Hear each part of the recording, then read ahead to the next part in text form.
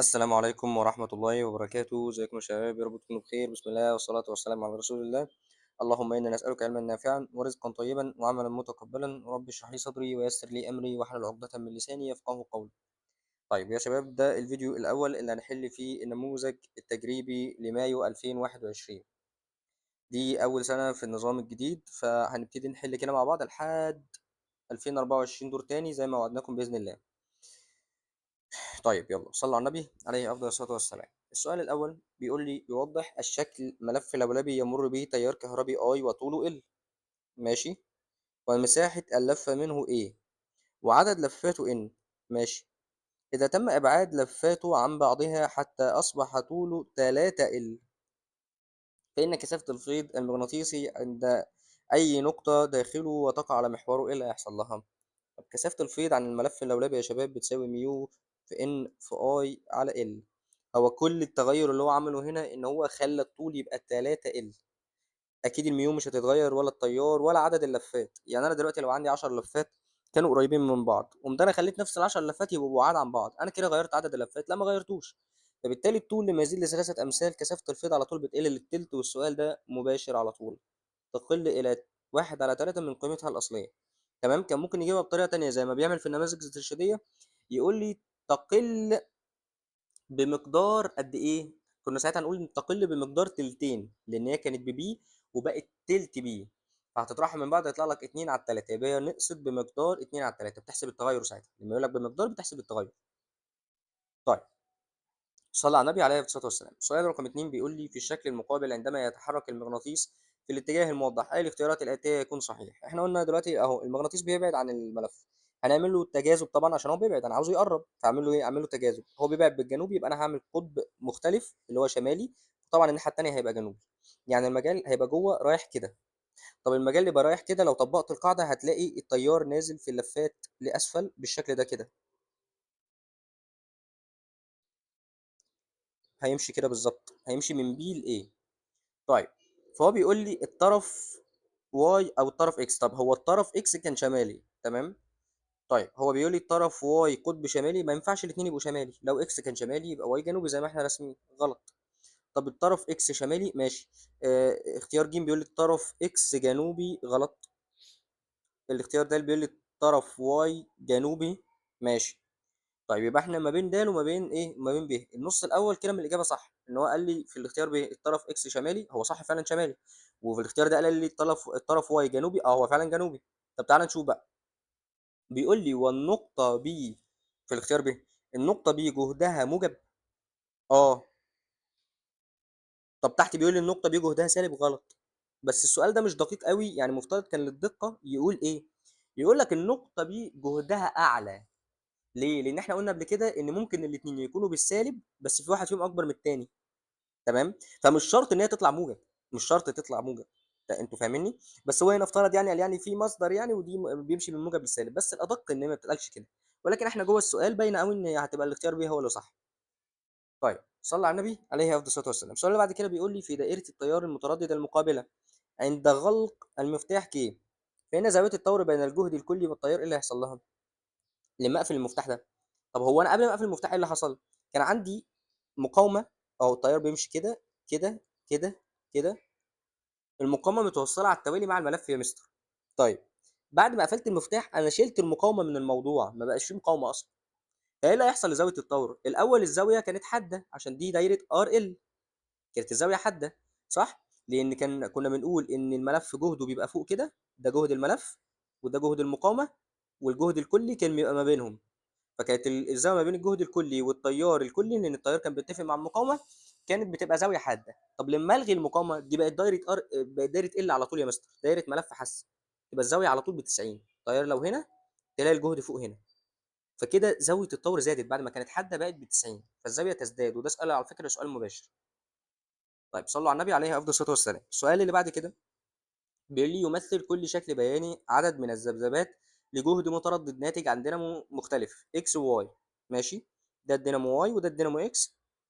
طيب بيقول لي وذلك في نفس الفتره الزمنيه، يعني بص الزمن الدوري ثابت. دي مهمه قوي المعلومه ديت. ليه؟ لان دي اللي تعرف منها التردد. ازاي؟ لان انت هنا في الدينامو اكس حصل عمل دورتين في الزمن دوت، طب الدورتين دول لو احنا سميناهم اف، ان التردد هنا باف، هنا هو عمل ادي دوره، اتنين، تلاته، اربعه، عمل اربع دورات يا مستر في نفس الزمن. فبالتالي التردد هنا هيبقى الضعف، يعني لو هنا كان ب 50، لو الاف ب 50 مثلا، هنا هيبقى ب 100، هنا ضعف هناك. طيب بيقول لي اذا علمت ان ملف الدينامو اكس وملف الدينامو واي لهما نفس المساحه، ويدور كل منهما في مجال مغناطيسي له نفس الشده، يعني احنا قلنا شده المجال دي اللي هي كثافه الفيض. طيب يبقى الاي والبي ثابتين. طيب بيقول لي إيه بقى، في ان النسبه بين عدد لفات ملف الدينامو واي الى عدد لفات ملف الدينامو اكس. طب واحده واحده بقى. طيب انا عندي هو مديني طبعا القيمه العظمى، يعني في كل رسمه بص هو مديني القيمه العظمى دي كده، القيمه العظمى. طيب انا عارف ان اي ام اف ماكس بتساوي ايه، بتساوي ابن اوميجا. طيب صلى على النبي عليه الصلاه والسلام، احنا الاوميجا دي ممكن نشيلها، نفكها لايه، ل 2 باي اف. دي مساله نسب يا مستر، هو عاوز النسبه ما بينهم. طيب يبقى الحاجات الثابته هتطير معاه، ودول برضو ثوابت. تمام. يبقى انا الاي ام اف ماكس بتتناسب مع الان في الاف. طب لو انا عاوز اعرف الان بتتناسب مع ايه، هتتناسب مع الاي ام اف ماكس على اف. يعني انا لو عاوز اقول الدينامو اكس على الدينامو واي، صح؟ وعاوز واي على اكس ولا هو عاوز واي على اكس، يبقى اقول ان واي على ان اكس هتساوي، هو هنا كاتب الاي ام اف ماكس في الرسمه ان هي في او او في نوت. تمام. طيب هي الطردي مع الفي نوت او مع الاي ام اف ماكس على الاف، فبالتالي هقول في نوت بتاعت واي على اف واي، وهنا هقول في نوت بتاعت اكس على اف اكس. ونبتدي يا باشا نكتب. طيب نبتدي بواي، الفي نوت بتاعته بفي نوت واحده. طيب يبقى ادي في نوت، تردده احنا قلنا ان هو ب 2 اف. طيب طب الدينامو التاني الفي نوت بتاعته ب 2، خلاص يبقى هنا 2 وفوق اف واحده، التردد بتاعه كان باف. دي هتشيل دي، ودي هتشيل دي، يبقى لي واحد على 2 في 2 يعني واحد على الاربعه، واحد على الاربعه. تمام كده. تمام. طيب صلوا على النبي عليه افضل الصلاه والسلام. السؤال اللي بعد كده، السؤال ده لذيذ جدا وجميل. بيقول لي الشكل التالي يوضح دائرتان للتيار المتردد، إحداهما تحتوي على مقاومة أومية R، ماشي، والأخرى على ملف حث L عديم المقاومة الأومية، ماشي. فإذا علمت أن جهدي المصدرين لهما نفس الطور، فإن فرق الطور بين التيارين IL و IR. لا واحدة واحدة. يعني هو بيقول لي إن ال VL لو رايحة كده، ال VR في نفس الطور معاها. هما إزاي ده حصل؟ لأن كل واحد فيهم في دايرة مختلفة، ده في دايرة وده في دايرة تانية، ولكن الاتنين ليهم نفس الطور. تمام كده. طيب واحده واحده بقى. بيقول لي هات لي فرق الطور بين اي ال واي ار. لا ده واحده واحده بقى يا مستر. انا عارف ان لو الار الفي بتاعها رايح كده، هتلاقي التيار بتاعها رايح كده برضو زيها، متفق معاها. انما الفي ال لو رايح كده، هتلاقي الاي بتاعته، سوري متاخره مش متقدمه بقى، متاخره، تتاخر بزاويه 90، تبقى هنا كده. يعني من الاخر الاي ار بتتقدم على الاي ال ب 90، بتتقدم عنها ب 90. ليه؟ لان الاي ار متفقه مع الفي ار، والفي ار متفقه مع الفي ال، والفي ال انا عارف جهد الملف دايما بيسبق التيار ب 90 درجه. فطالما تيار المقاومه متفق مع جهد المقاومه، وجهد المقاومه متفق مع جهد الملف، وجهد الملف بيسبق تيار الملف ب 90 درجه، يبقى تيار المقاومه هو كمان بيسبق تيار الملف ب 90 درجه. طيب احنا قلنا تيار المقاومه هو اللي بيسبق تيار الملف، اللي هو الاختيار ده غلط. هما الاثنين مش هيتفقوا مع بعض، وده كده الزاويه ما بينهم ب 180، دي كده 180 درجه. تمام كده. سؤال لذيذ جدا جدا وجميل جدا. طيب صلى على النبي عليه الصلاه والسلام.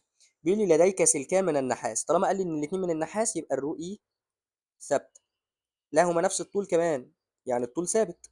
فاذا كانت مساحه مقطع السلك الثاني 3 امثال مساحه مقطع السلك الاول، يعني ايه 2 قد ايه 1 3 مرات، فإن النسبة بين مقاومة السلك الأول ده لا ده سؤال مباشر، هو ثبت لي كل العوامل ما عدا المساحة. يعني بالعقل، لو ده قد ده 3 مرات، يبقى أكيد ار 2 هتساوي ار واحد على التلاتة،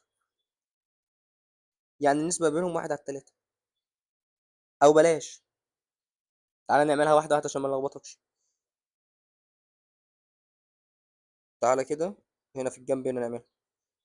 ار بتتناسب عكسيا مع الايه، يعني ار واحد على ار اتنين هتساوي ايه اتنين على ايه واحد. تمام، احنا قلنا ايه اتنين بتلاتة من ايه واحد، يعني هتساوي تلاتة ايه واحد. هو قال ايه؟ هو قال مساحة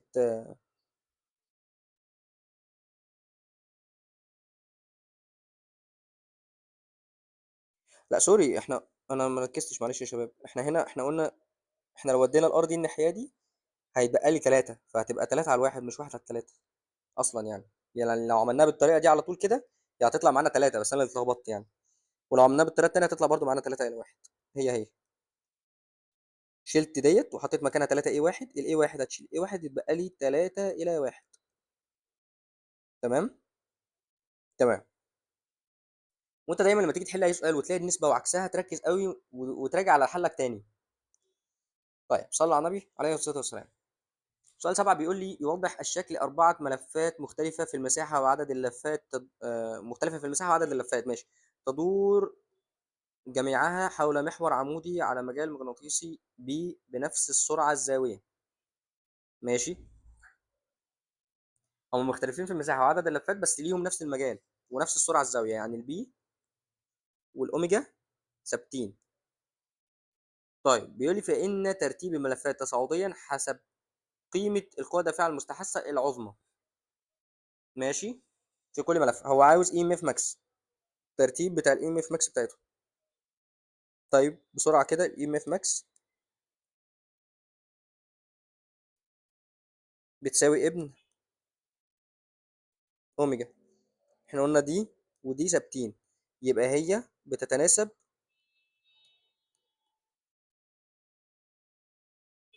مع الاي في الان. هتاخد كل ملف تضرب مساحته في عدد لفاته وتشوف مين فيهم الأكبر. الملف A هيطلع معاك ب 20 مثلا. تمام. الملف B هيطلع معاك 40. الملف C هيطلع معاك 30. الملف D هيطلع معاك 10. انا عارف ان هي 10 ايه فاهمني، عشان هو مديها لي برمز الايه. انا فاهم ده، بس برضو يعني هي انت فاهمني، سواء الايه ليها رقم او ليها رمز فكده كده هي لما تضربهم في بعض اللي هيطلع الاكبر هو الكبير. هو عاوز الترتيب تصاعديا، يعني من الصغير للكبير من تحت لفوق. مين اصغر واحد؟ هو دي. يبقى المفترض نبدا بالدي اللي هو الاختيار به، مفيش غيره. ده وده كلهم غلط، مفيش واحد فيهم بدأ بالدي. المفترض نبدأ بالدي، دي أصغر واحد. طب تعالى نتأكد من الاختيار. هو قال لي دي بعدها A 10 بعدها 20 صح، بعدها C اللي هي ب 30 بعدها B اللي هي ب 40 يبقى صح. طيب صلى على النبي عليه الصلاة والسلام. بيقول لي يثبت سلك الأميتر الحراري على لوحة معدنية لها نفس معامل تمدده الحراري، وذلك السؤال ده برضه جه في النماذج الاستشارية يا شباب واتكرر كذا مرة. هو ليه بيتثبت على شريحة ليها نفس معامل التمدد الحراري؟ للتخلص من الخطأ الصفري. ده اصلا كان علاج الخطا الصفري، ان انت في الصيف السلك بيتمدد من غير ما يمشي فيه تيار فبيديني قرايه وبيعمل لي خطا، وفي الشتاء بينكمش من غير برضو ما نبرده ولا اي حاجه، من غير ما نعمل اي حاجه فيه فبيديني اقل من الصفر شويه.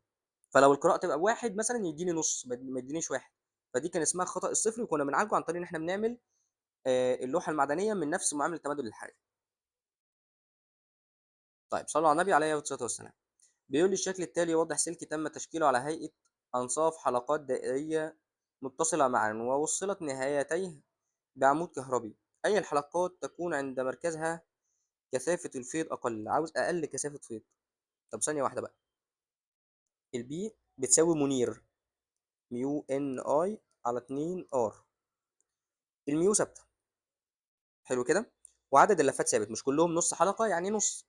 طيب بما انهم كلهم متوصلين على التوالي فالتيار اللي ماشي هنا في ايه هو اللي ماشي في بي، هو اللي ماشي في سي، هو اللي ماشي في دي في دي. ان هو قال لي ده سلك، والسلك اهو السلك متصل ببعضيه، لو خدت بالك متوصل ببعضيه فماشي فيهم نفس التيار، والاثنين ده رقم ثابت كده كده فيهم كلهم. يبقى الاختلاف الوحيد فين؟ في نص القطر. كل ما نص القطر هيبقى كبير كل ما كثافه الفيض هتبقى قليله. هو عاوز اقل كثافه فيض، يبقى احنا عاوزين اكبر نص قطر اللي هي الحلقه ايه. سؤال باين قوي وواضح قوي يعني. طيب صلوا على النبي عليه الصلاه والسلام. بيقول لي سلك مستقيم يمر به تيار كهربي اي موضوع في نفس مستوى حلقه معدنيه كما بالشكل. ماشي. نفس المستوى يا شباب معناها ان مفيش واحد فيهم عمود على الصفحه مثلا والتاني لا. لا، هما الاثنين في مستوى الصفحه او هما الاثنين عموديين على الصفحه. دي معناها ان هما في نفس المستوى. بيقول لي عند تحريك الحلقه في اتجاه معين، ماشي، يتولد خلالها تيار مستحث عكس اتجاه دوران عقارب الساعه. لا، واحده واحده بقى. التيار المستحث هيبقى عكس عقارب الساعه، يعني هيمشي كده. لو طبقنا القاعده عليه، ده معناه ايه؟ معناه ان المجال المستحث اللي اتولد كان للخارج. طب انا امتى يتولد عندي مجال للخارج؟ تعال الاول نشوف مجال السلك، نرسمه بالاسود. السلك ده تياره رايح كده، فمعنى ان تياره رايح كده ان بيعمل مجال هنا للداخل. طب انا امتى اعمل مجال عكس المجال الاصلي؟ لما يكون المجال الاصلي بيزيد. طب المجال الاصلي هيزيد ازاي؟ لو الحلقه بتتحرك مقتربه من السلك في الاتجاه دي. لا، تاني يا شباب، انا امتى بعمل مجال عكس المجال الاصلي؟ لو المجال الاصلي بيزيد. طب بعمل زيه امتى؟ لما يكون بيقل. بيقل بعمل زيه، بيزيد بعمل عكسه. دي قاعده لينز. طيب، انا الظاهر عندي هو جاب لي مساله معكوسه. هو جايب لي، هي مش مساله طبعا، هو سؤال. بس هو جايب لي ايه؟ هو جايب لي ان التيار طلع عكس عقارب الساعه. ده معناه ان المجال المستحث كان للخارج. طب امتى اعمل مجال للخارج؟ اذا كان المجال الاصلي للداخل، يبقى اكيد المجال الاصلي كان بيزيد، يبقى انا كنت بتحرك في الاتجاه دي. ليه الاتجاه دي؟ عشان انا كده كنت بقرب من السلك. طيب صلوا على النبي عليه افضل الصلاه والسلام. بيقول لي في الاشكال التاليه 4 دوائر كهربيه تحتوي كل منها على جهاز اميتر. الاميتر في كل الدوائر تتاكد ان هو قدام البطاريه ولا لا. ليه يا مستر؟ عشان ممكن يكون بيقيس تيار فرع او ممكن يكون بيقيس التيار الكلي. ولكن من حسن الحظ هو في السؤال كل الاميترات بتقيس التيار الكلي. بيقول لي ما الترتيب الصحيح لقراءه اجهزه الاميتر كلهم، يعني ايه 1 ايه 2 ايه 3 ايه 4. طب انا عارف ان الاي توتال بتتناسب عكسيا مع المقاومه المكافئه للدايره. هحسب المقاومه المكافئه في كل رسمه. يعني في الرسمه دي مثلا المقاومه المكافئه هتطلع بكام؟ هنا 6 ودول كده 3. 6 في 3 على 6 زائد 3 هتديني 2. الاثنين هتبقى توالي مع الار هتديني ايه؟ 3 ار. دي كده مقاومه مكافئه. طب هنا يا مستر الاثنين والاثنين توازي هيطلعوا لي بواحد، بار. قيمه الواحد على عددهم زائد ار يبقى 2 ار. طيب، بما ان الاميتر 2، يعني الدايره اللي فيها اميتر 2 المقاومه المكافئه بتاعتها اصغر من الدايره اللي فيها اميتر 1، يبقى العكس بقى. التيار في الدايره الثانيه هيبقى اكبر من الدايره الاولى، يبقى ايه 2 اكبر من ايه 1. تمام. يبقى الاختيار الف ده غلط. تمام كده. وده كمان غلط. ايه 2 اكبر من ايه 1. انا كده استبعدت اختيارين على طول، ولازم تحل بالطريقه دي في الامتحان عشان تختصر على نفسك وقت. طيب بعد كده الدايره رقم 3 السلك الفاضي ده هيلغي لي دول هما الاثنين، فهتبقى المقاومه المكافئه بار واحده. يبقى كده اميتر 3 الدايره بتاعته فيها مقاومه اصغر من الدايرتين اللي قبليه. يبقى اميتر 3 قراءته اعلى من الدايرتين اللي قبليه. طب هنا كده في الاختيار ب هو جايب لي اميتر 3 اصغر من اميتر 2 واميتر 1، يبقى غلط. يبقى الاختيار ده هو اللي صح من غير ما اكمل. طب لو عاوز اتاكد من اختياري، الثلاثه دول مع بعض هنقول قيمه الواحد على عددهم هتطلع لي بار. ار زائد نص ار هتطلع لي واحد ونص ار. يبقى فعلا يا مستر اميتر 3 اكبر من اميتر 4 لان المقاومه هنا اصغر من هنا، واميتر 2 اكبر من اميتر 1 زي ما قلنا. يبقى الاختيار ده هو اللي صح. طيب صلى على النبي عليه افضل الصلاه والسلام.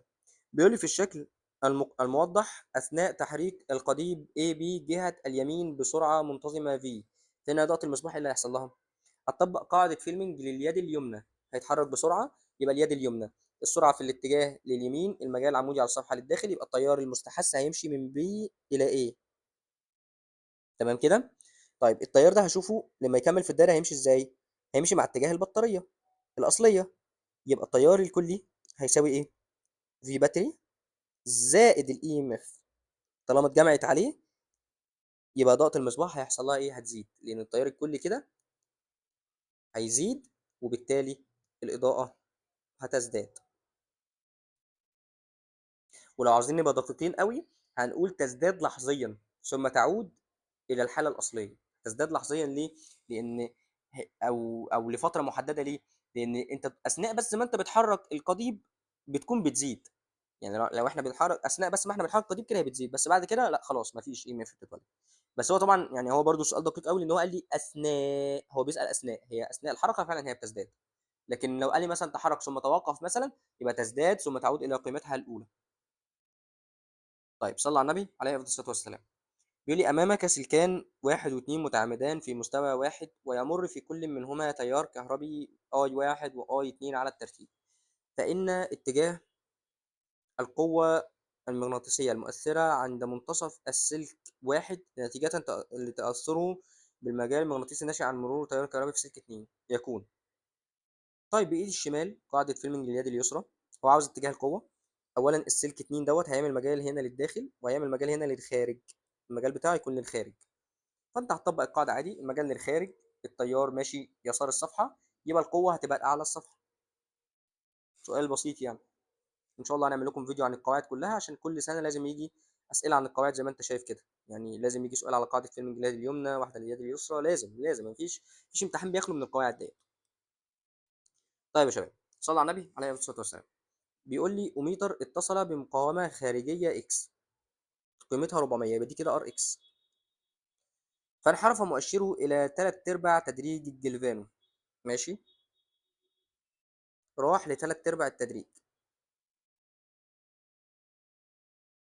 وعند استبدال المقاومة X بأخرى Y قيمتها 6000 دي ار اكس 2، فإن المؤشر ينحرف لفين؟ قلنا الأسئلة دي بتتكرر كتير في الأوميتر. أنت كل اللي أنت بتحتاجه إن أنت في الحالة الأولى تحسب مقاومة الأوميتر نفسه، وتاخدها تعوض بيها في الحالة التانية عشان تحسب المؤشر هيروح فين. طب واحدة واحدة. إحنا كان في حاجة كده كنا بنعملها على طول، كنا بنقول إن الار اكس هتساوي الار اوميتر مضروبة في نسبة. النسبة دي بتساوي إيه؟ النسبة دي عبارة عن إن أنت بتشقلب انحراف المؤشر، بتقلب النسبة وبتطرح منها واحد.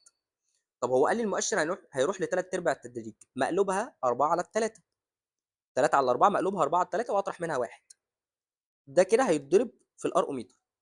طب 4 على 3 لما تطرح منها واحد على الآلة هتطلع لك تلت، يبقى انت اكنك بتقول تلت في ار اوميتر. يعني من الاخر الار اكس بتساوي تلت الار اوميتر. يعني الار اوميتر يا مستر بتساوي ايه؟ 3 ار اكس.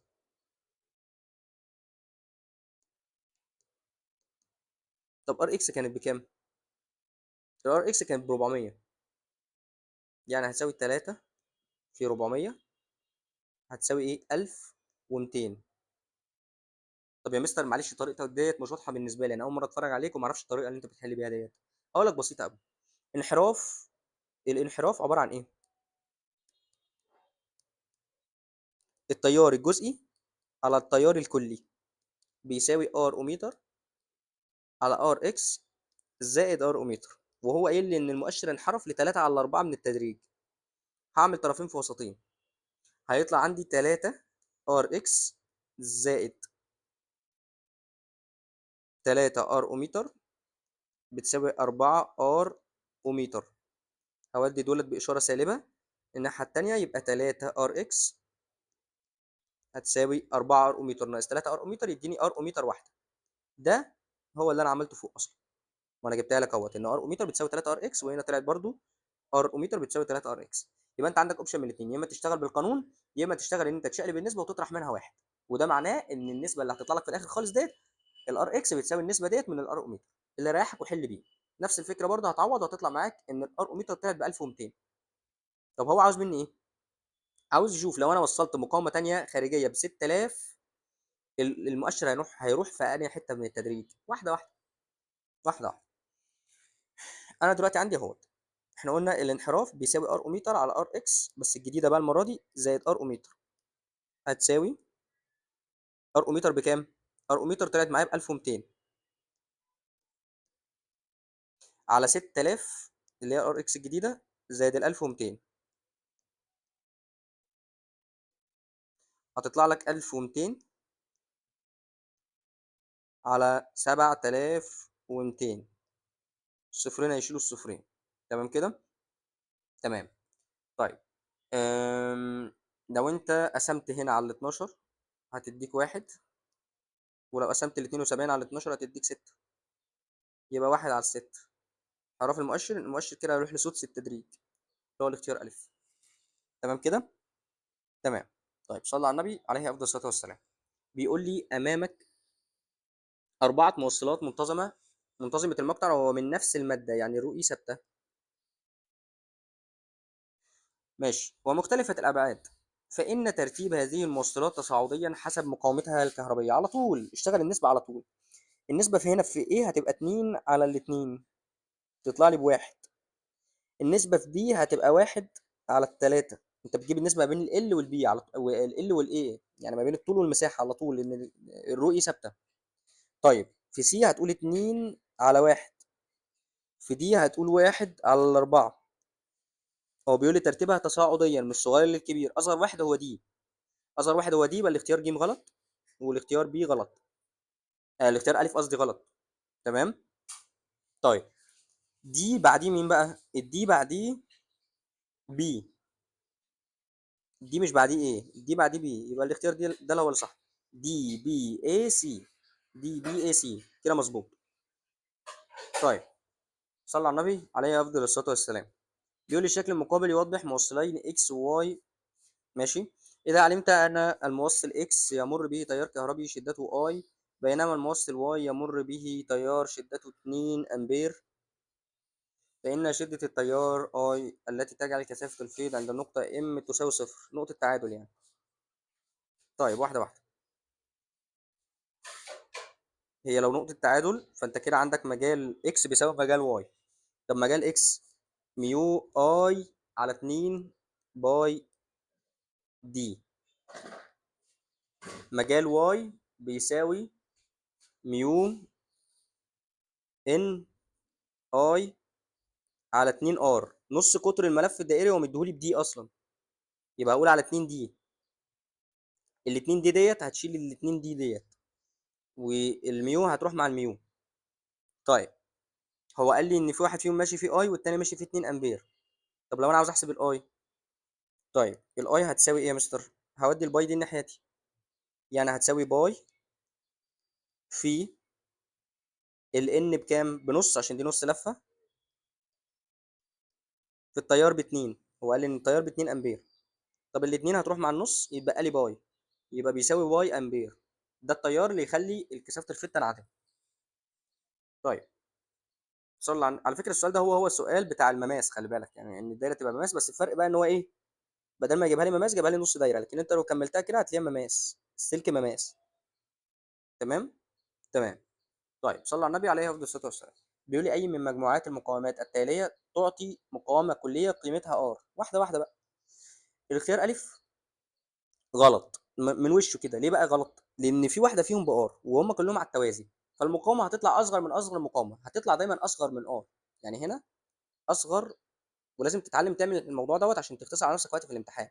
هنا هتبقى اصغر من الار، او اصغر من ار. دي كده غلط. طيب هنا برضو غلط. هنا اكبر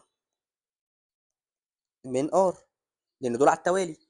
المكافاه ديت هتبقى توالي مع ديت، ودي بار اصلا، فالمكافاه دايما هتبقى اكبر من الار. تمام. طيب يبقى انا ما بين ب وما بين ج. تمام كده. تمام. هي هتطلع ب في الاخر. ليه بقى؟ لان ج غلط، لان هنا باربعه وهنا بسته. هتقول 6 في 4 على 6 زائد 4 مش هتطلع لك بواحد، يبقى الاختيار ب هو اللي صح. لان دول كده على بعض باربعه ودول باربعه زيهم. هتقول قيمه الواحده على عددهم، الواحده فيهم باربعه ار، عددهم باتنين، يبقى 4 ار على الاثنين هتطلع لي ايه؟ ب 2 ار. ال 2 ار توازي مع 2 ار زيها، هتقول 2 ار على الاثنين هتطلع لك بار واحده. يبقى فعلا دي اللي صح. طيب صلى على النبي عليه الصلاه والسلام. بيقول لي مولد تيار، يعني ده دينامو ماشي متردد، ملفه يتكون من 12 لفه، مساحه مقطع كل منها 8 من 100 متر مربع مش هتحول. طيب ومقاومه سلك الملف الكليه ب 22 اوم. يدور الملف في مجال مغناطيسي منتظم كثافه فيضه 6 من 10 تسلا، لينتج تيار تردده 50 هرتز. ماشي هو مديني كل حاجه، فان القيمه العظمى للتيار هنحسب ام اف ماكس الاول.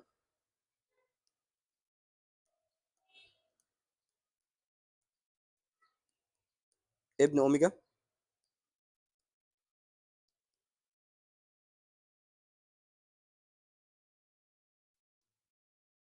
هتقول لي 8 من 100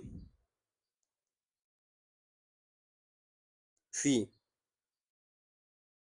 كثافه الفيض ب 6 من 10. في عدد اللفات اللي هو ب 12. في مين تاني؟ 2 باي الاف ب50، وتضرب ده كله كده على الآلة. تمام كده. تمام، 2 في 50 ب100. تمام. 100 في 8 من 100 يديني 8. تمام. 8 في 12 بكام؟ ب96. يبقى أنا عندي 96 في 6 من 10، اللي هي 6 على 10. تمام. يبقى أنت هتقول 9.6 في 6. ما نحسبها على الآلة وخلاص، أنا تعب نفسي ليش؟ نكبر وقت الفيديو على الفاضي. طبعا احنا من في باي هنا كمان.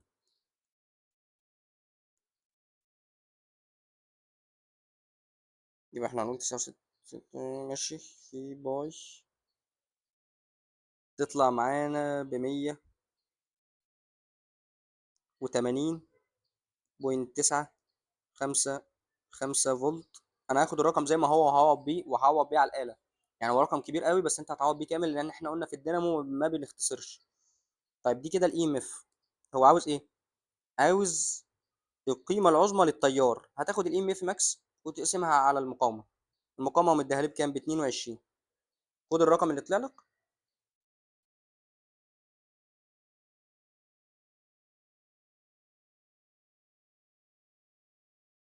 مش عارف هي الآلة مالها. ماشي. 180 ماشي، ونقسم على المقاومة اللي هي ب 22. التيار هيطلع معانا ألف. تمام كده. طيب صلوا على النبي عليه أفضل الصلاة والسلام. بيقول لي ملف دائري مساحته 10 سنتيمتر مربع. دي كده المساحة، بس هنضرب في 10 أس سالب 4. مكون من 30 لفة، ويمر به تيار كهربي شدته 2 أمبير. موضوع في مجال مغناطيسي كثافة فيضه 3 من 10 تسلا. إذا علمت أن اتجاه عزم ثنائي القطب يصنع زاوية 30 مع اتجاه المجال. لا لحظة واحدة بقى.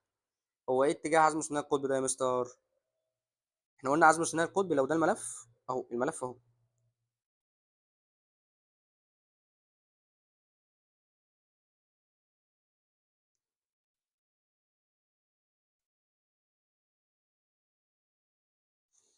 تمام، المجال رايح كده مثلا. عزم ثنائي القطب ده دايما عمودي على المجال، على الملف قصدي. ده كده عزم ثنائي القطب، سواء طالع أو نازل هو دايما عمودي على الملف. فلما بيقول لي هو في السؤال بيقول لي عزم ثنائي القطب ده الملف مثلا، وانا عارف ان عزم ثنائي القطب عمودي، بيقول لي بصنع زاويه 30 مع مين بقى؟ مع المجال. يعني المجال جاي كده، عزم ثنائي القطب عامل معاه 30 درجه. يعني اكنه بيقول لي الزاويه بين المجال والعمودي على الملف، اكنه بيقولها لي كده من الاخر، لان عزم ثنائي القطب هو العمودي على الملف. طيب نشوف السؤال هو يسال على ايه. بيقول لي عاوز عزم الازدواج، يبقى هعوض بالزاويه زي ما هي يا شباب. هي نفس الزاويه هعوض بيها، لان احنا في عزم الازدواج بناخد الزاويه ما بين العمودي على الملف والمجال. يبقى انا هقول ايه؟ اهو، عزم الازدواج بيساوي بيان ساين سيتا، هيساوي كثافة الفيض كانت بكام؟ احنا ممكن نعوض بيها على طول تعويض مباشر من المعطيات. كثافة الفيض اللي هي البي ب3 من 10، هضربها في كام؟ في الاي اللي هي ب2 أمبير، في المساحة ب10 في 10 أس سالب 4، في عدد اللفات ب30 لفة، وهضرب في ساين كام؟ ساين الزاوية ما بين العمودي على الملف والمجال، اللي هي الزاوية ما بين عزم ثنائي القطب والمجال، اللي هو مديها لي ب30. يبقى هضرب في ساين 30، تطلع لي ب9 من 100. سوري، 9 من 1000، اللي هي 9 في 10 أس سالب 3 نيوتن في متر. في ناس بقى كانت ايه، ممكن تفتكر نفسها ناصحة وتطرح ال 30 دي من ال 90، هتعوض هيطلع معاها اختيار تاني خالص. تمام، فده غلط. طيب صلى على النبي عليه افضل الصلاه والسلام. بيقول لي باستخدام البيانات المدونة على الدائرة التي أمامك، فإن النسبة أي 2 على أي 1. ماشي. هو عاوز أي 2 إلى أي 1. طب واحدة واحدة. أنت لو خدت المسار اللي تحت ده كده، هيطلع لك إيه؟ هيطلع عندك سيجما في باتري هتطلع لك بصفر، لان البطاريه دي كده والبطاريه التانيه دي عكسها، والاتنين قد بعض. طيب يبقى انت الصفر هيساوي عندك ايه بقى؟ هيساوي عندك اي 2 في ار، وانت ماشي هنا عكس اي 3 في الفرع اللي تحت، فهتقول ناقص اي 3 في ار. هتاخد اي 3 ناقص اي 3 دي توديها الناحيه التانيه، هتطلع لك بالموجب. تمام، هتطلع معاك بالموجب، يعني انت لو عدلت المعادله كده هتطلع معاك كده اي 2 في ار بتساوي اي 3 في ار. دي هتشيل دي، يبقى اي 2 بتساوي اي 3 اصلا. حلو كده، حلو.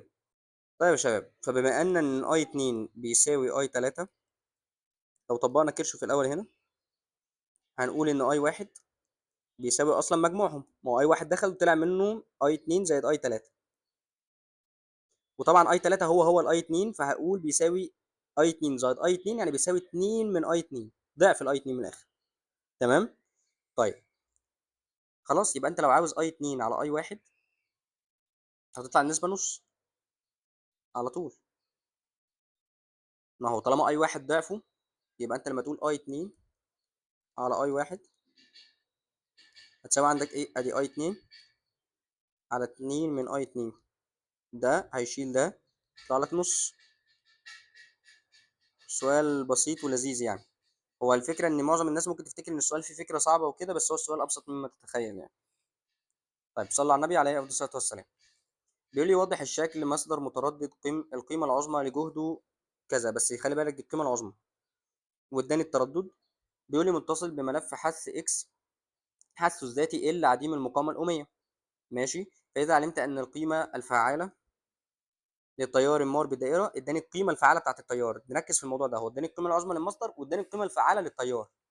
بيقول لي فما قيمه معامل الحث الذاتي لملف اخر عديم المقاومه الأمية يتصل مع الملف اكس، حيث حتى تزداد القيمه الفعاله للتيار المار بالدائره للضعف. لا لحظه واحده، هو عشان يزيد التيار للضعف، عشان التيار يزيد عامه، طالما هوصل ملف مع الملف، يبقى انا كده محتاج اقلل المفاعله السعويه، لان العلاقه عكسيه ما بين المفاعله السعويه، سوري، المفاعله الحسيه وما بين التيار، العلاقه عكسيه ما بينهم.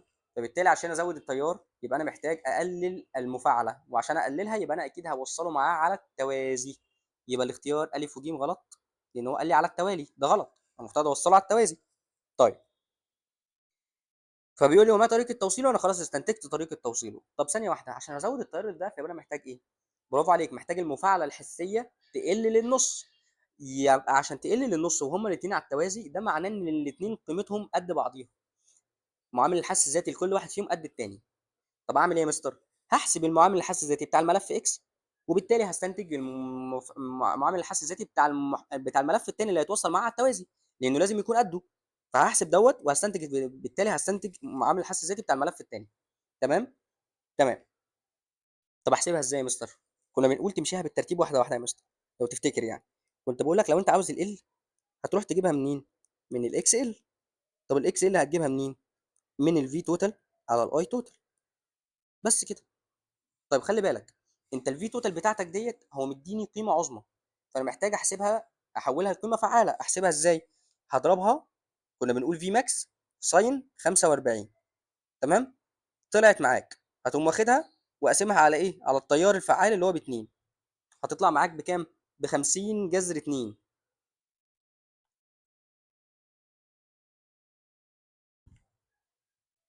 طيب لو انا عاوز ال يا مستر، يبقى انا عارف ان الاكس ال بتساوي ايه؟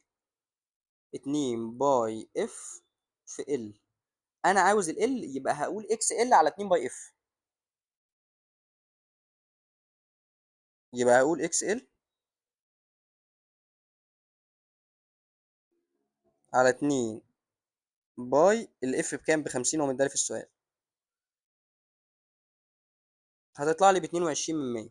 يبقى المفترض الملف الثاني برضو يكون ب 22 من 100 هنري زيه، عشان لما يتوصلوا على التوازي المفاعله الحسيه تقل للنص والتيار يزيد للضعف. طيب صلى على النبي عليه افضل الصلاه والسلام. سؤال 22 بيقول لي اي صف في الجدول التالي يعبر بصوره صحيحه عما يحدث لقراءه اجهزه الفولتميتر 1 و2 و3 عند غلق المفتاح ايه في الدائره موضحه. لما اقفل المفتاح كده ايه اللي هيحصل؟ كنت بقول لك بالترتيب، شوف المقاومه المكافئه هيحصل لها ايه، بعد كده شوف التيار الكلي هيحصل له ايه، بعد كده شوف كل فولتمتر. طب لما اقفل المفتاح ايه اللي هيحصل؟ دلوقتي ده سلك فاضي اتوصل على التوازي بمقاومتين، المقاومتين هيتلغوا هما الاثنين. لما يتلغوا ده معناه ان المقاومه المكافئه قلت والمقاومه الكليه زادت. تمام كده؟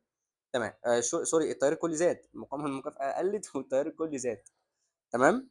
طيب مبدئيا في واحد ده هتصبح صفر على طول لانه بقى متركب على سلك فاضي، يبقى احنا يا اما الف يا اما ج.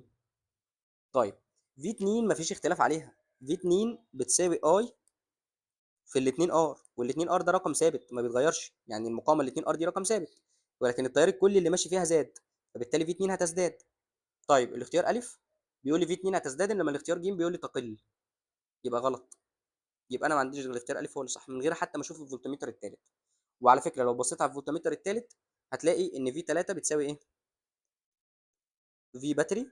عشان في ناس هتفتكر ان هو يظل ثابت عشان الار بصفر، بس لا، ده متركب، بص على ايه، متركب على المقاومه وعلى البطاريه، فهتبقى في باتري ناقص الاي في المقاومه الكبيره، فالعلاقه عكسيه بسبب السالب، لو التيار زاد يبقى دوت هيقل، يبقى فعلا في 3 تقل زي ما في الاختيار اللي احنا اخترناه، في 3 تقل، في 2 تزداد، في 1 تصبح صفر. طيب صلى على النبي عليه افضل الصلاه والسلام.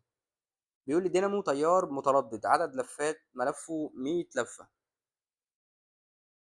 ومساحه مقطعه، دي كده المساحه بس هضرب في 10 سالب 4 عشان هو مدالي بالسنتيمتر مربع، يدور داخل فيض مغناطيسي كثافته 200 مللي يعني 2 من 10 تسلا. دي كده البي. مبتدئا من الوضع العمودي، بدأ من الوضع العمودي، ماشي، من الوضع العمودي على الفيض بحيث يصل الجهد لقيمته العظمى 100 مرة في الثانية. اداني عدد الدورات في الزمن، على الزمن يا ربي. بيقول لي بيوصل لقيمته العظمى، يعني واحدة واحدة ركز معايا، هو مش بيديني التردد بالظبط عشان برضو ايه، عشان هو صايع. هو بيقول لي بيوصل لقيمته العظمى 100 مرة في الثانية. طب لحظة واحدة، هو بيوصل لقيمته العظمى كام مرة في الدورة الواحدة أصلا؟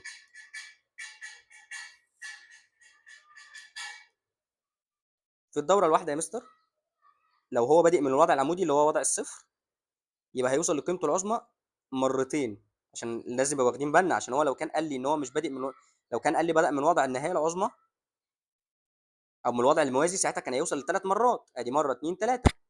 انما هو قال لي بدأ من الوضع العمودي على الفيض يعني وضع الصفر، يعني بيوصل لمرتين بس للقيمة العظمى في الدورة الواحدة.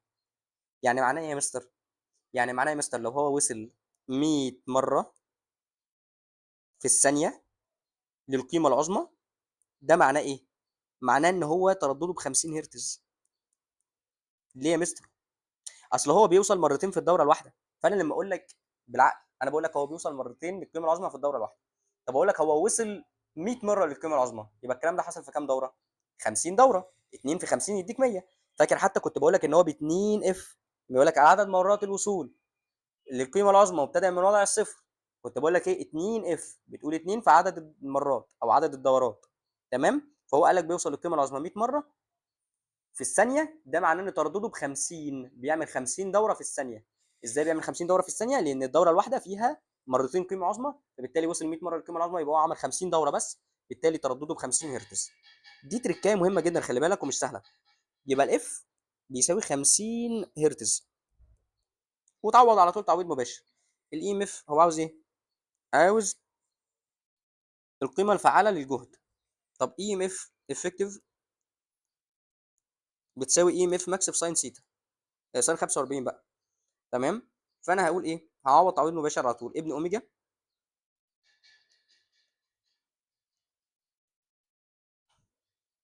ساين 45. كل حاجه انا كاتبها لك اهوت قدامك، عوض بيها على الاله بتاعتك، انا هعوض برضه اهوت. طيب 250 في 10 اس سالب 4، دي كده المساحه، هضربها في كام؟ في البي اللي هي ب 2 من 10 تسلا، هضربها في الان اللي هي ب 100 لفه، في الاوميجا 2 باي الاف احنا جبناه ب 50، دي كده القيمه العظمى، هقوم ضاربها في ساين 45، تطلع معايا ب 111 و1 من 10، الاختيار ب.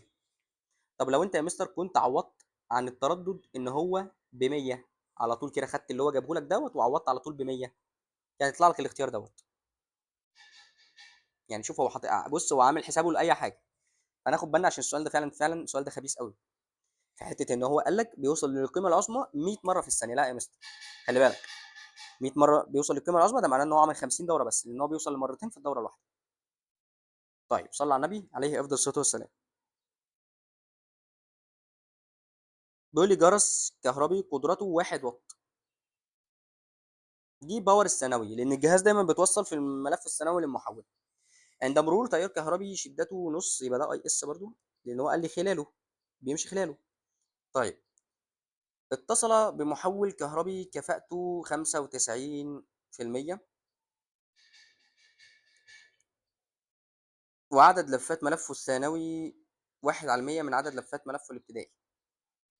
طيب يعني ان اس بيساوي ان بي على 100. ده محول خافض، طالما عدد اللفات في الثانوي اقل من الابتدائي يبقى ده محول خافض للجهد. بيقول لي في ان فرق جهد المصدر المتصل بالملف الابتدائي ليعمل الجرس بتلك القدرة يساوي قد ايه؟ طيب واحدة واحدة.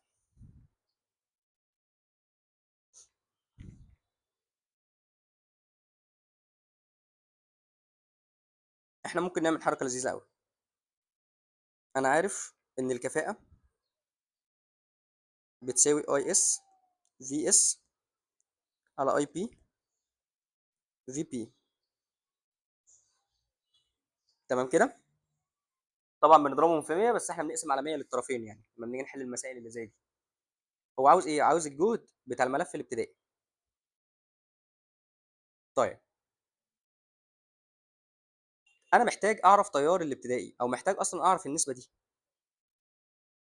ومحتاج اعرف ده. ده سهل. يعني في اس هقول ايه؟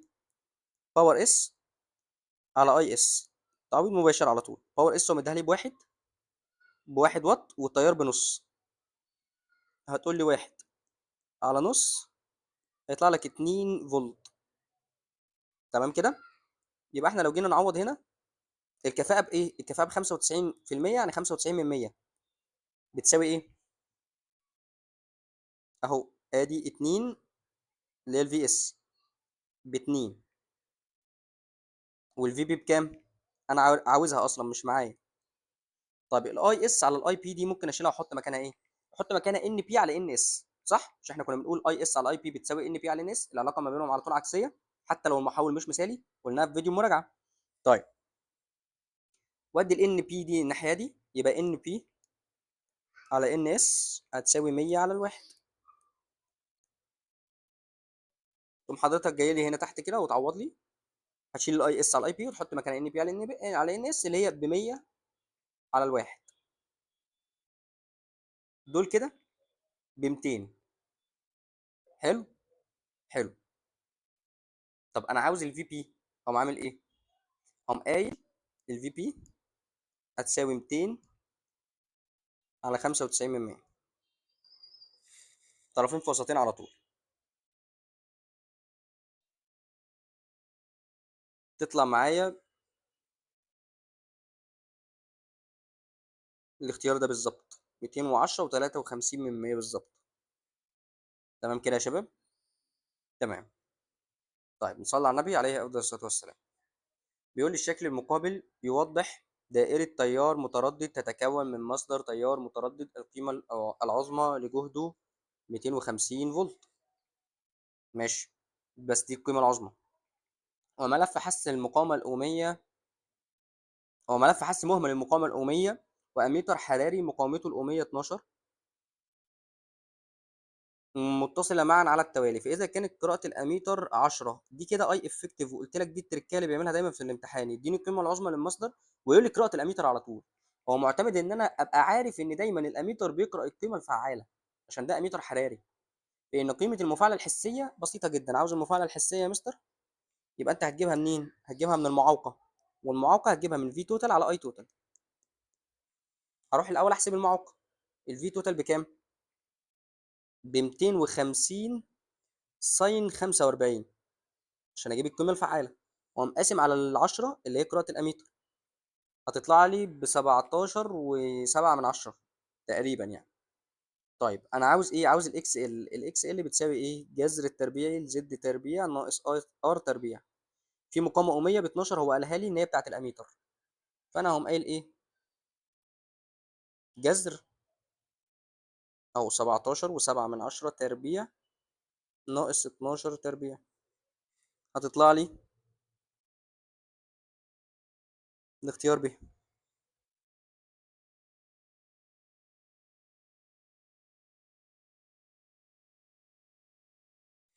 طيب صلى على النبي عليه افضل الصلاه والسلام. بيقول لي جلفانومتر حساس مقاومه ملفه 15 اوم، ماشي، تم توصيله بمجزئات تيار مختلفة لتحويله إلى أميتر ذو مدى مختلف في كل مرة، ماشي. أي شكل من الأشكال التالية يمثل الأميتر الذي له أكبر مدى قياس، يعني أكبر، يقدر يشيل أكبر شدة تيار؟ يبقى أنا عاوز أصغر مجزئ تيار كلي. الاختيار به بلا منازع. ليه؟ لأن هنا مجزئ التيار ب5، هنا ب2، إنما هنا هتقول 5/3. لما تقول لي 5/3، ال5/3 هتطلع لي ب1.67 اللي هي أصغر من الاتنين أصلا، يعني هتطلع قيمتها أصغر من الاتنين. تمام. هنا هتطلع لي طبعا ب2.5، فلا غلط. فهو الاختيار ب هو الاختيار الصحيح. تمام كده. تمام. طيب صلى على النبي عليه أفضل الصلاة والسلام. بيقول لي مكثف سعته الكهربية 10 مايكرو فراد، تم توصيله بموصل ذبذبات تردده 1000 هرتز، ماشي، ده التردد، له قوة دافعة كهربية عظمى مقدارها 5 فولت، ماشي، فتكون القيمة العظمى للتيار. طب خلاص، هو عاوز القيمة العظمى للتيار، حلو قوي. اي ماكس هيساوي جي ماكس على اكس سي. طب ما الاكس سي بتساوي 1/2 باي اف في سي، تعويض مباشر. تحسب الأول الاكس سي، تقول لي 1/2 باي في الاف اللي هي ب1000 في السي اللي هي ب10 مايكرو، يعني 10 أس سالب 6، 10 في 10 أس سالب 6. طيب بعد كده اقوم عامل ايه؟ هقسم الفي ماكس اللي هي ب5، اقسمها على الرقم اللي طلع لي اللي هو الاكس سي، تطلع معايا الاختيار د 3/10. تمام كده. تمام. طيب صلى على النبي عليه افضل الصلاه والسلام. السؤال اللي بعد كده بيقول لي عمود كهربي اتصل بمقاومه ار1، فكانت شده التيار المار بالدائره نص امبير، ماشي، دي اي 1 في الدائره 1. هو رسمها لي كده كده. طيب ماشي. ماشي، بيقول لي وعند استبدال المقاومه ار1 بمقاومه ار2 اصبحت شده التيار بالدائره 3/10 كما بالشكل 2، ده رسمها لي. فإن القوة دافعة. ده السؤال بتاع المعادلتين في مجهولين، هيطلع فيه مقاومة داخلية، هتروح تحسبها الأول وترجع تعوض. طيب يا مستر، واحدة واحدة. هتقول لي اي 1 ار1 زائد اي 1 ار الصغيرة بيساوي اي 2 ار2 زائد اي 2 في الار الصغيرة. أنا عملت إيه؟ أنا قلت إن الفي باتري في الدايرة الأولى بتساوي الفي باتري في الدايرة التانية، وفكيتها زي ما أنت شايف كده. تمام؟ تمام. طب تعالى نكمل. في الدايرة الأولى المقاومة كانت بكام؟ كانت ب5، والتيار كان بنص، 5 في نص ب2.5، زائد نص ار الصغيرة بيساوي ايه؟ شوف الدايرة التانية، التيار ب3/10 والمقاومة ب9، 3/10 في 9 يطلع لي 2.7 زائد 3/10 ار. هناخد دي نوديها ناحية صاحبتها، وناخد دي نوديها العكس، يطلع لي ايه؟ 5/10 ناقص 3/10 يطلع لي 2/10 ار، بتساوي 2.7 ناقص 2.5 يطلع لي 2/10. هودي دي الناحية دي، يبقى الار هتطلع بتساوي 1 اوم. تطلع تعوض بيها فوق بقى، طالما الار طلعت ب1 اوم، عوض في اي معادلة، عوض هنا مثلا. هتقول لي 2.5 زائد نص في 1 اللي هو بنص، 2.5 زائد نص تطلع لي ب3. طب لو عوضت الناحية التانية، 2.7 زائد 3/10 في 1 ب3/10. طب 2.7 زائد 3/10 تطلع لي ب3 برضه. يطلع لي 3 فولت. طيب صلى على النبي عليه افضل الصلاه والسلام. بيقول لي الشكل المقابل يوضح دائره ار ال سي موصله بمصدر تيار متردد قوته الدافعه الكهربيه 200 فولت، ماشي، وتردده 50 هرتز. طيب، فإن المعوقة الكلية تساوي تقريبا. طيب هو معتمد إن أنت هتروح تحسب الإكس إل اللي هي بتساوي 2 باي اف في ال، خليك تطبق القوانين يعني. وهنا الإكس سي بتساوي 1 على 2 باي اف في سي. وبعد كده تروح تجيب المعوقة اللي هي بتساوي إيه؟ جذر ار تربيع زائد الفرق ما بين الإكس إل ناقص الإكس سي، كده الفرق ما بينهم هما الاتنين تربيع. الفرق ما بين الإكس إل والإكس سي كل تربيع. طيب، واحدة واحدة بقى. هتروح تقول لي 2 في باي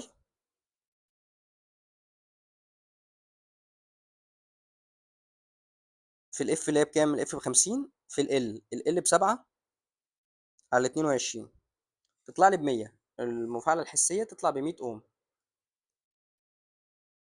طب تعالى نشوف المفاعله السعويه.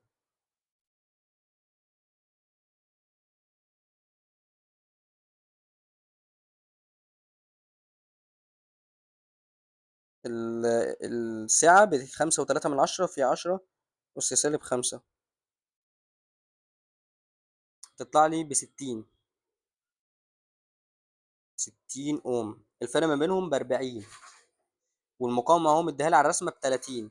جذر 30 تربيع زائد 40 تربيع تطلع لي ب 50، يبقى المعوقه تطلع ب 50 اوم. تمام كده؟ طيب صلى على النبي عليه افضل الصلاه والسلام. بيقول لي يمثل الشكل البياني واحد نمو التيار الكهربي خلال حث ملف حثه الذاتي ال متصل ببطارية عند غلق الدائرة. ماشي، دي لحظة الغلق فعلا، دي الرسمة بتاعت الشكل واحد اللي احنا كنا بنشرحها. ماشي. بيقول لي أي من المنحنيات البيانية الموضحة بالشكل 2 يمثل نمو التيار في نفس الملف عند وجود ساق من الحديد المطاوع داخل الملف. احنا كنا بنقول لما بتحط ساق من الحديد المطاوع ايه اللي بيحصل؟ معامل الحث الذاتي بيزيد، لأن معامل الحث الذاتي بيتناسب مع منال. ولما تحط الحديد المطاوع معامل نفسيته أكبر من الهواء، بالتالي معامل الحث الذاتي هيزيد، بالتالي الاي ام اف المستحثة العكسية هتزيد. فنمو التيار هياخد وقت أكبر عقبال ما ينمو. التيار هياخد زمن أكبر. طبعا المنحنى 4 اللي العلاقة فيه طردية غلط، والمنحنى 1 اللي العلاقة فيه ثابتة غلط. هو يا إما 2 يا إما 3. طب 2 ده الزمن فيه إيه اللي حصل له؟ الزمن هو حاطط لي هو حاطط لي زي الرسمه الاصليه ان مفيش حاجه حصلت يعني. فغلط، هو المنحنى 3 اللي صح، لان هيستخرج زمن اكبر بسبب ان الاي ام اف هتزيد، وقلنا الموضوع دوت كذا مره في الشرح. طيب هو الامتحان الحمد لله رب العالمين انتهى. النموذج التجريبي بتاع مايو هو كان حاطه على الكهربيه فقط، ما كانش حاطط اسئله على الحديثه. ولكن النموذج اللي جاي ان شاء الله هيكون امتحان كامل بيكون فيه كهربيه وحديثه، وده ما يمنعش ان الامتحان ده مهم واسئلته لذيذه وفيها افكار كويسه، ويعرفك ازاي اللي بيحط الامتحان بيفكر اخر السنه، عشان باذن الله لما تيجي تحل اخر السنه وانت قاعد في الامتحان ما تبقاش متفاجئ بشكل الاسئله، لا تبقى عارف نمط وشكل الاسئله اللي هو بيسال فيه. تمام كده؟ سبحانك اللهم وبحمدك اشهد ان لا اله الا انت استغفرك واتوب اليك. استودعكم الله والسلام عليكم ورحمه الله وبركاته.